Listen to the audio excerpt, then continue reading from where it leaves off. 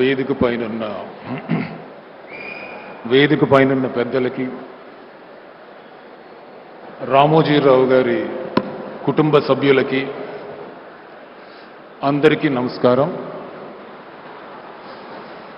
రామోజీరావు గారు మా నాన్నగారికి బాగా ఆప్తులండి. ఆ క్రమంలో వాళ్ళు తరచూ కలుస్తుండేవాళ్ళు. ఆ క్రమంలో నాకు చిన్నప్పటి నుంచి పెద్ద ఆయనతో పరిచయం, రామోజీరావు గారితో పరిచయం.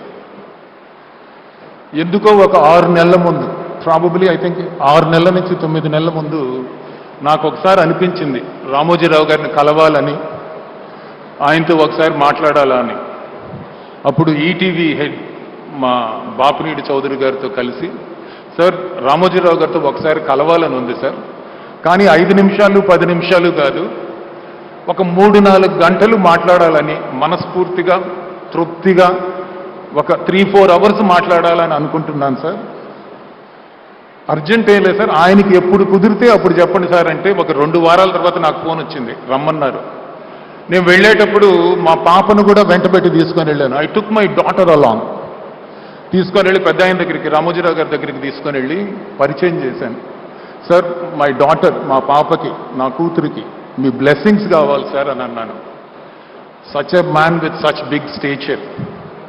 ఆయన వెంటనే పాపని దగ్గర తీసుకొని పక్కన కూర్చోబెట్టుకొని హీ టోల్డర్, జీవితంలో ఇంటెలిజెన్స్ కన్నా కూడా హార్డ్ వర్క్ అనేది, కష్టపడే నేచర్ అనేది చాలా ఇంపార్టెంట్ అమ్మా. ఇంటెలిజెంట్ పీపుల్ అయినా ఫెయిల్ అవ్వచ్చేమో కానీ కష్టపడే వ్యక్తులు ఎక్కడా నష్టపోయిన దాఖలా అనేది లేనే లేదమ్మా. నేను కూడా జీవితంలో చాలా కష్టపడి, చిన్నప్పటి నుంచి కష్టపడి పైకి వచ్చిన వాడిని. అందుకని ఆ కష్టాన్ని ఇష్టంగా చెయ్యి, అంతేగాని ఇబ్బందికరంగా ఫీల్ అవ్వద్దు. సో కష్టపడమ్మా అని ఆయన చెప్తుంటే మా పాపకి ఆయనేంటి, ఆయన స్టేచర్ ఏంటి, ఆయన వ్యక్తిత్వం ఆకాశం అంత ఎత్తండి. ఆయన ఆలోచన ఇస్ సో డీప్, సముద్రం అంత లోతు ఆయన ఆలోచన, డీప్గా ఆలోచిస్తారు. అలాంటిది అంత సింపుల్గా మా పాపను కూర్చోబెట్టుకు చెప్తుంటే ఒళ్ళు జలదరిచ్చింది. అంటే 2 చేతులు ఎత్తి దండం పెట్టాలనిపించింది. అ గ్రేట్ పర్సన్ అండి ఆయన, అ విజనరీ, అ హ్యూమానిటేరియన్. ఎందుకంటానంటేనండి, ఎక్కడో కృష్ణ జిల్లాలో ఒక రైతు కుటుంబంలో, సాధారణ రైతు కుటుంబంలో పుట్టి తన జీవితాన్ని తనే రాసుకున్నారు. అందరూ అంటారు భగవంతుడు రాస్తారని, లేదు, దిస్ జెంటిల్మన్, ఈయన మహానుభావుడు, ఆయన జీవితాన్ని ఆయనే రాసుకున్నాడు. ఆయన క్రమశిక్షణతో, చాలా కఠోరమైన క్రమశిక్షణతో ప్రతి మెట్టు ఎక్కి సాధించాడు, తను అనుకున్నదల్లా సాధించాడు. ఒక వ్యక్తిగా కాకుండా, వ్యవస్థగా కాకుండా ఒక శక్తిగా మారాడు. అండ్ ఆయన మానవతావాది. ఎందుకంటానంటే ఆయన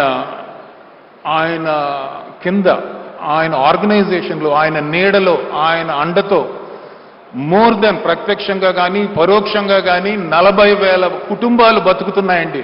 జనరల్లీ ఇలాంటివి ప్రభుత్వాలు చేస్తాయి, అంతేగాని ఇండివిజువల్ చేయరు. అలాంటిది రామోజీరావు గారు ఒక నెల కాదండి, ఒక సంవత్సరం కాదండి, డెకేడ్స్ టుగెదర్ ఇన్ని కుటుంబాలని ఉపాధి కల్పించి నెల నెల వాళ్ళని చూసుకుంటూ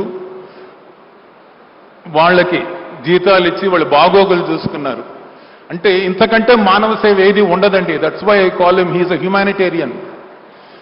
అలానే హీఈస్ ఆల్సో అ రెవల్యూషనిస్ట్ అండి.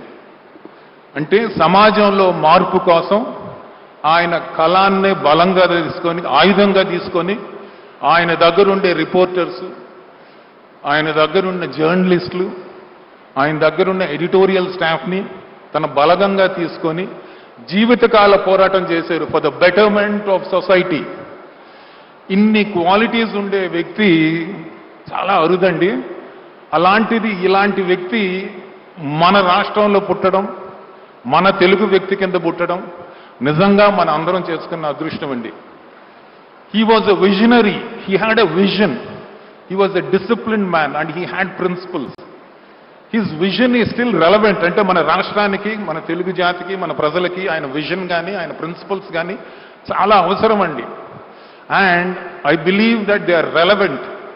And I am sure his legacy, Ramoji Rao Garu legacy, ఆయన family members, the next generation, whether it is Kiran గారు, వెదర్ ఇట్ ఈస్ శైలజ గారు ఆర్ విజయేశ్వరి గారు, ఆ తర్వాత వాళ్ళ next generation, all the kids, I'm sure they are all going to take it forward the way he always wanted it. And I pray to God that he is going to live for a long time, even after his death. We will all be remembering him for a very long time. God bless Andy. Thank you very much. Thank you.